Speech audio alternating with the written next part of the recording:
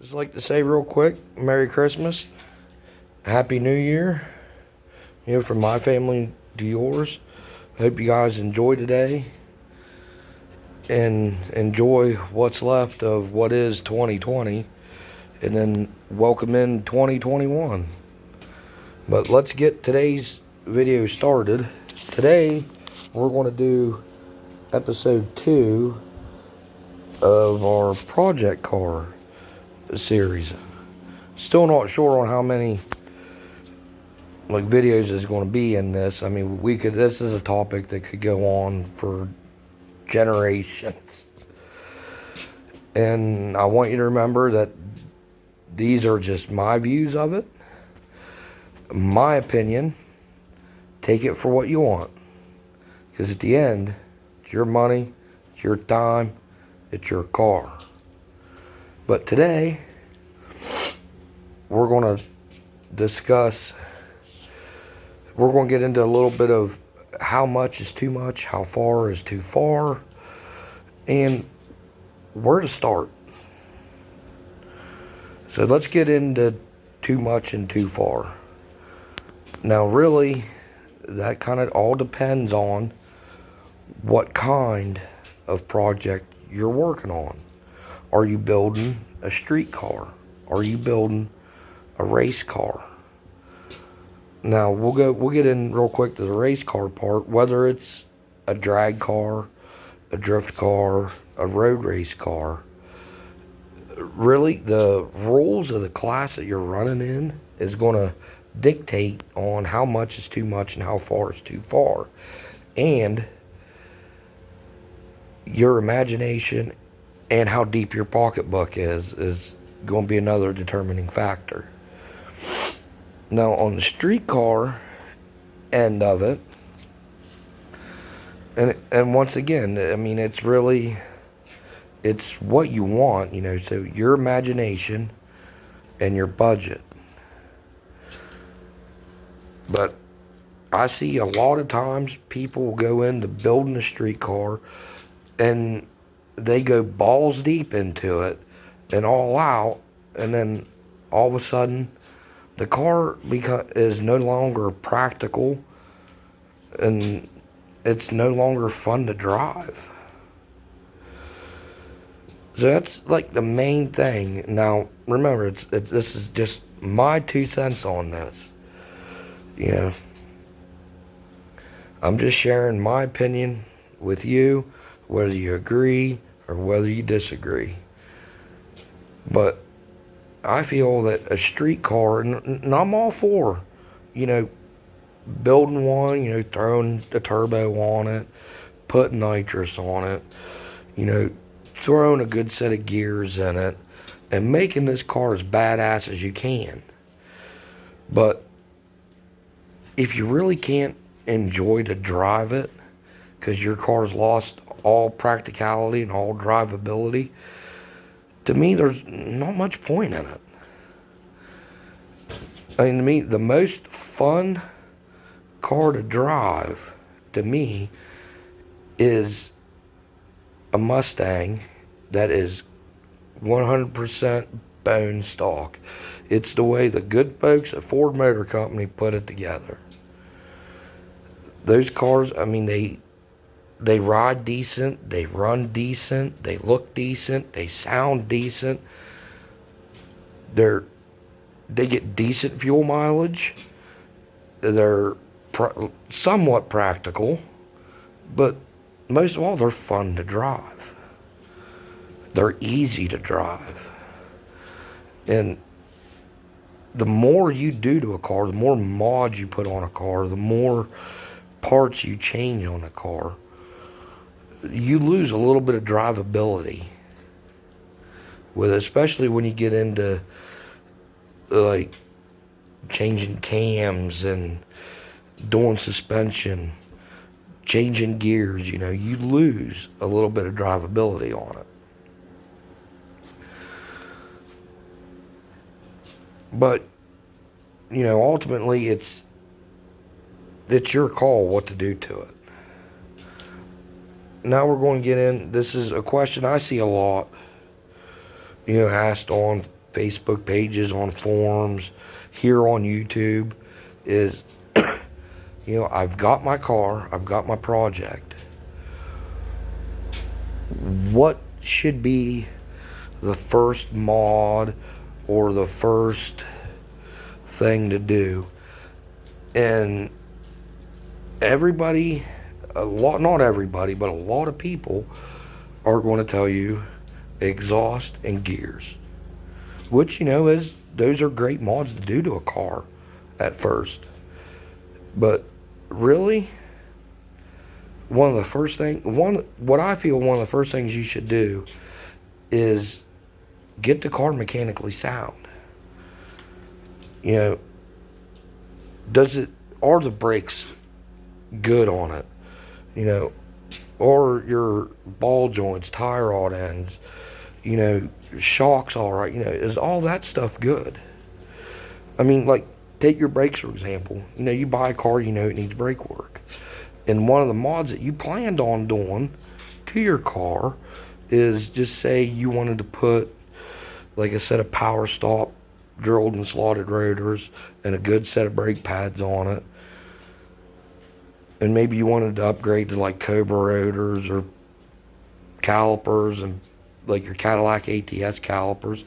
If your brakes are already bad, that's kind of the perfect time to do it, is right then and there. So go ahead, it's a good idea. I mean, you may not have the money in your budget at the point in time to do it. If not, put a set of stock replacement pads on, to keep the car going. And then as you're going along in your project, say we'll go back to your brakes being bad on the car. You just bought the car, the brakes is bad, so you upgrade them. Okay. Now, while you're in there, go ahead and do all that before you jump into, my seats are tore up a little bit. I'm going to go ahead and buy a set of seats for it. Where a lot of people mess up on these cars is they'll start 100 different projects at one time, and none of them will ever get done. And the next thing you know, they're balls deep in this car, and they've dumped a bunch of money into it, but they still can't go out and enjoy it and drive it because nothing is finished on the car. So a good practice to get into is pick an area. Do your worst ones first. Do your safety items first. Get the car mechanically sound, and then you can work on, the engine, paint and body, the interior.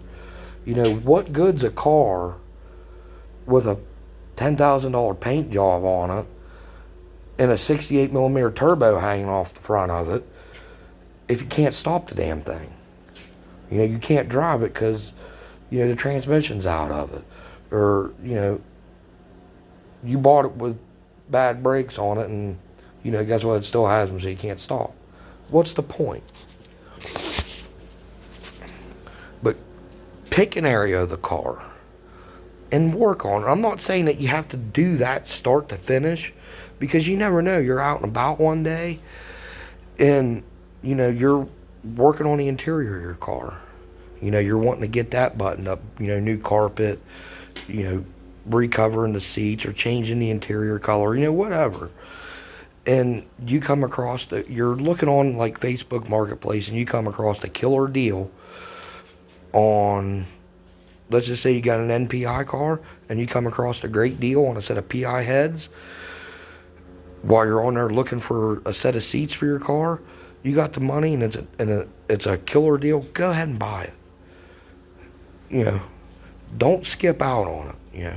Sometimes you can, sometimes you can't. You just really got to make that decision yourself. But don't go ahead, buy that stuff and then hurry up and throw it on the car. Because, while you did your PI swap, you still don't have a place to sit and drive. Let's see what I'm saying? And,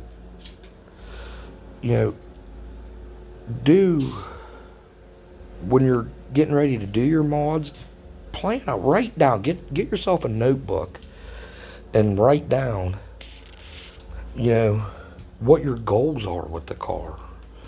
You know, what do you want to do to it?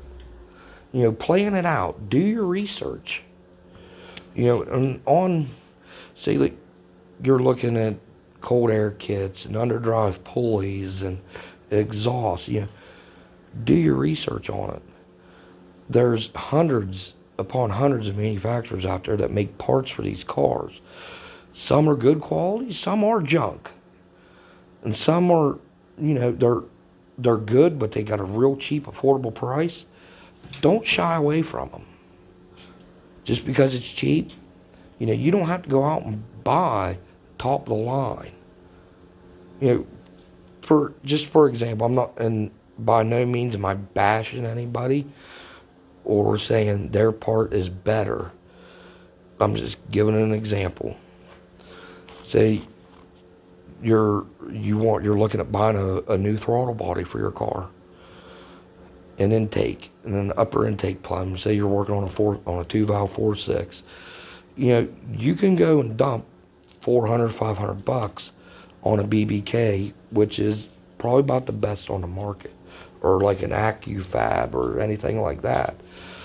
Or you can, for a couple $100, you can buy an SR Performance, which is a cheaper line, but I'm here to tell you I have SR Performance upper intake plenum and throttle body on my car.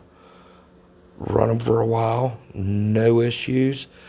They are a great looking part. They fit well. They do what they're designed to do. But I saved a bunch of money. Money I saved on that, I bought something else. But before I jumped in and did it, you know, I got on the internet, I got on Google, I got on YouTube. I read the reviews, I watched the installs and the reviews on them. You know, I did my homework on it before I jumped in and bought it. You can save money, but you can also waste a bunch of money. And don't let, you know, your buddies down the street that have an unlimited budget say, you know, buy this part because it's the best. This is what we run. You know, don't mess around with that other part because it's going to be garbage. Do your homework on it. You know, read the reviews, watch the install videos. That's why a lot of us are on here on YouTube making videos. You know, because some of us, we buy the cheaper line and install it and review it to help aid you guys in purchasing items for your car. But, you know, back to the age-old question, what mods should I do first? Really, that is totally up to you. And what you want to do with the car, what you want to get out of the car. And there's always the deal with bolt-on mods like underdrives, cold air kits, you know, waste of money. You know, you don't need them on a street car. Yeah, I mean, for a street car, you really don't, because you're not going to benefit from having them. But are they great supporting mods for like changing the heads, you know, changing and, you know, upgrading the injectors, you know, upgrading cams? Yeah, they are. Your basic bolt-ons, I mean, they're great supporting mods.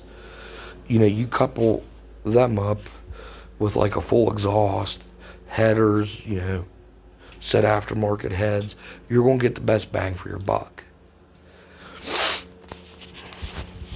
Tuning is like a great mod to do.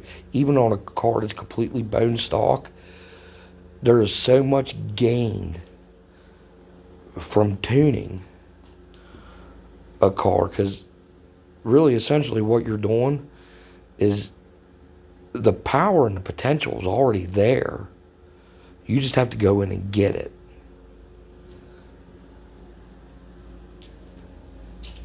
And especially if, you've already went in to, you changed your throttle body, you put a cold air kit on. Tuning is going to help get the most out of that you possibly can. But anyway, let's get back to what mods should you do. I'm not going to tell you what mods you should do, because that is up to you to figure out. Now, on my car, mine's, full bolt on. It's got underdrives. It's got shorty headers. It's off-road H-pipe, Flowmaster catback, cold air kit, bigger throttle body. Change the upper intake plenum on it. Put lowering springs on it. Put a bump steer kit on it. Put caster camber plates on it. Tubular rear control arms. Aluminum axle bushing. Put 410s in it. That's what I did. I'm not saying that's what you need to do to your car. But, that's up to you to figure out. And I've learned that the 410 gear is a great gear. It's a fun gear. Is it streetable? Yes. Could I benefit more from like a 373? Yes.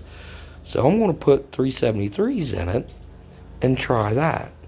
And if I don't like it, I can go back to the 410 gears.